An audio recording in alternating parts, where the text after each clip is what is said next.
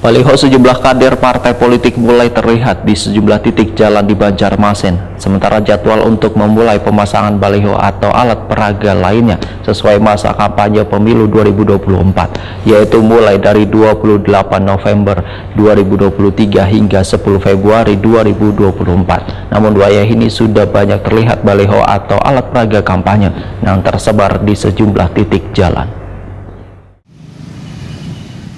Baliho sejumlah kader partai politik mulai terlihat di sejumlah titik jalan di Banjarmasin.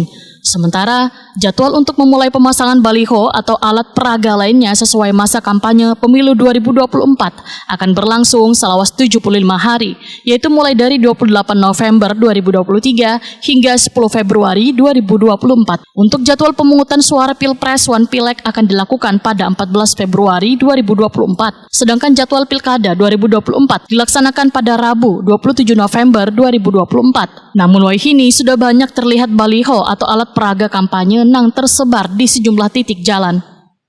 Menanggapi permasalahan ini, Ketua Bawaslu Banjarmasin Muhammad Fahri Zanor, wetakon di Prima TV, tengah hari Sabtu 26 Agustus 2023, menyatakan belum bisa memberikan tindakan lantaran masih menunggu petunjuk teknis PKPU 15 tahun 2023. Untuk sementara sambil menunggu juknis dari Bawaslu RI, maka penertiban baliho atau alat peraga kampanye, ujar Muhammad Fahri Zanor, diserahkan pada pemerintah kota untuk mengeluarkan perwali terkait penindakan pada baliho atau alat peraga kampanye yang telah dipasang peserta pemilu 2024. Menurut Fahri Zanor, untuk sementara belum bisa dipadahkan sebagai alat peraga kampanye, tetapi masih alat peraga sosialisasi.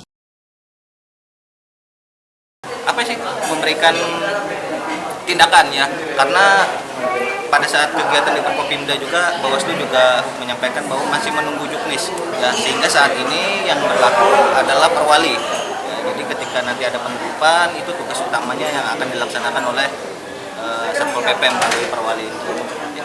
Jadi sambil menunggu. Pak, kalau memang dilihat seperti itu apakah sebuah pelanggaran Pak? Kalau kita lihat ini kan belum mulai masa kampanye.